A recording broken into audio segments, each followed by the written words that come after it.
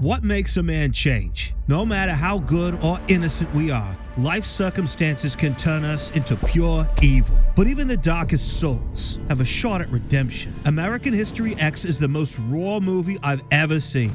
Derek Vinyard's descent from good to evil to shattering his identity and being reborn again is the greatest, most impactful character evolution to this day. But how does a young man go from pure to neo-Nazi murderer? And what does it say about the potential of humanity that even he can be reborn as good? And what does the story tell us about forgiveness, help, and the very nature of man as good or evil?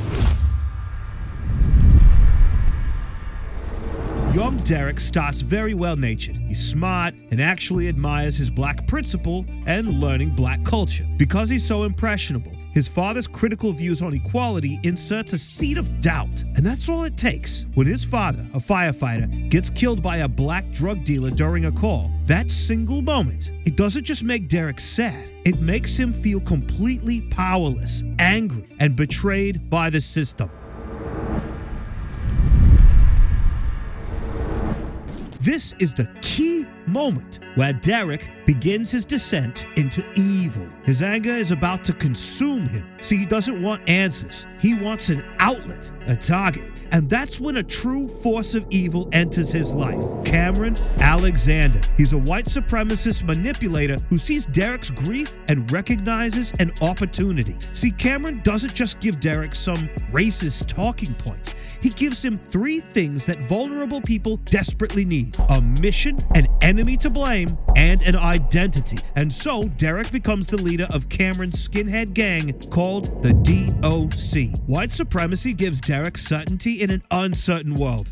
It gave him control when he felt powerless, and it gave him a purpose bigger than himself. This is how people get radicalized. It's not because they're born evil, it's because they're broken, and someone offers them an answer, a channel for their rage. He's good at being a Nazi. He's smart, he's articulate, he gives passionate speeches, and that validates him. For the first time since his father died, Derek feels powerful. And his younger brother Donny, he tags along, watches, and is heavily influenced by Derek. He worships him, and we'll soon see why this is so important to the success and failure of Derek's evolution as a man. But here's what nobody tells you about building your identity on hate. Eventually, reality comes for you, and when it does, you have 2 choices: face it or double down into madness.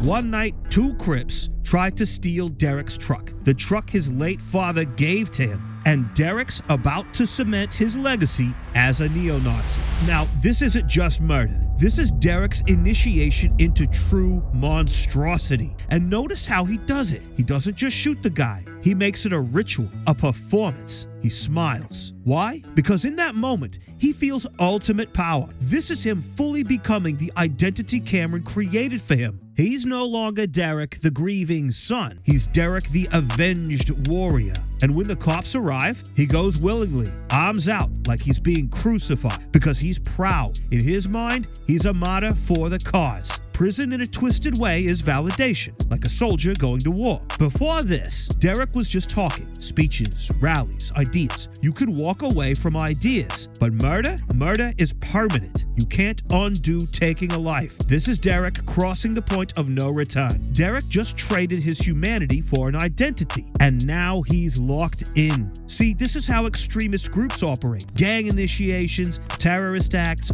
cult rituals, they're all designed to do the same thing. Suck its members further in until they can't escape. But even the most radicalized racists can be reborn. It just takes one crack.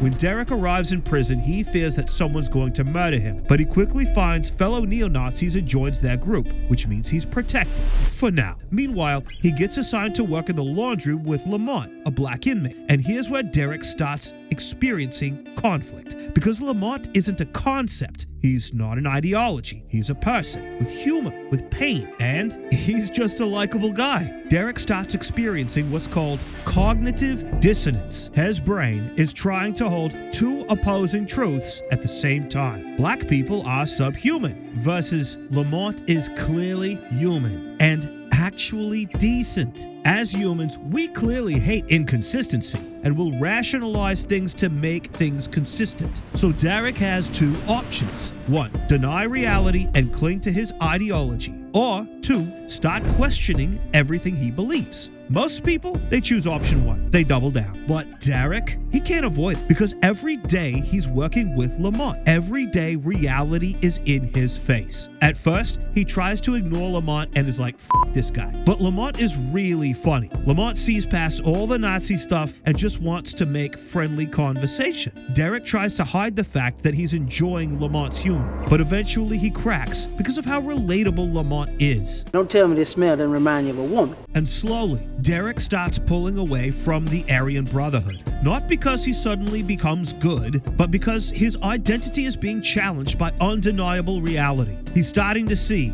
the ideology is a lie. But here's the terrifying part to him. If the ideology is a lie, then who is he? Derek's entire adult life has been about being a Nazi. Take that away, and what's left? Who is Derek Vinyard without the swastika? This is an identity crisis. People will do anything to protect their sense of self, even deny reality. Derek notices his brothers doing drug deals with Mexican and black gangs. To him, a true Nazi would never associate with a non-white. Derek is so fixed to the extreme ideology that Cameron instilled in him that he puts his entire life in jeopardy by dissing his own tribe, leaving him again vulnerable. And here's where everything changes. Derek's unwavering commitment to this neo-Nazi cause, it got him in jail. It tore apart his family. And now it's gotten him ready by the very people who shared his identity, the people he trusted with his life. This doesn't just destroy Derek physically, but completely destroys everything he believed. His entire worldview was white brotherhood equals safety, unity, strength. We protect our own. He just learned it was never real. It was always about power and control. It was never about race or brotherhood or protecting anything. Cameron used his father's death to recruit a soldier. Derek was a pawn, not a warrior, a tool, not a hero. And here's the ultimate irony. The people he was taught to hate, Lamont and now Sweeney, are the ones who are there for him when he's at his darkest moment. His brothers destroyed him, and his enemies are there for him. When Derek's lying in that hospital bed, he's not just physically broken, he's psychologically broken. His former identity is now dead. Sweeney asks Derek to question whether anything he did made his or his family's life better. All of it. The lifestyle, his murders. He comes to the ultimate realization that it only made everything worse for him and his family. But here's the thing about identity death. You have a chance to rebuild. I don't want to f*** up my family anymore. I'll go as far away as I can get. Sweeney makes Derek understand that he has to do more than run away from his past. He has to confront it and save his family, and especially Danny. Earlier, Derek was trying to suppress that, but now he gets paroled, and he has his chance at redemption.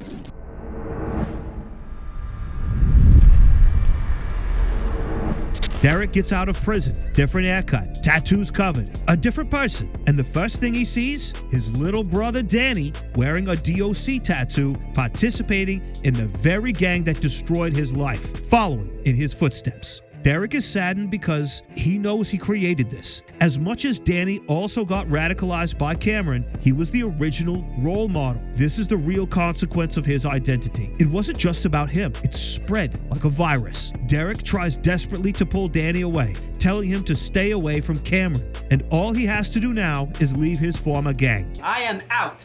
Cameron tries to manipulate him again, but Derek's not that person anymore. He sees through it now. Despite the dangers of making enemies with everyone, he leaves for good. Derek shares with Danny how prison changed him and how he saw through the bullshit, and Danny gets it. In this monumental scene, they strip away their former identity of hate. Hate is baggage. Derek has managed to save Danny from the evil path and cements his rebirth into his original identity of a good man. Not like the beginning, when he was a young, impressionable kid, but rather as a mature man who takes responsibility, who protects his family. The degree to which he harms his family is so brutal that it's hard for Derek to come back to them and overcome the shame of his past. I don't know if it's okay that I'm here.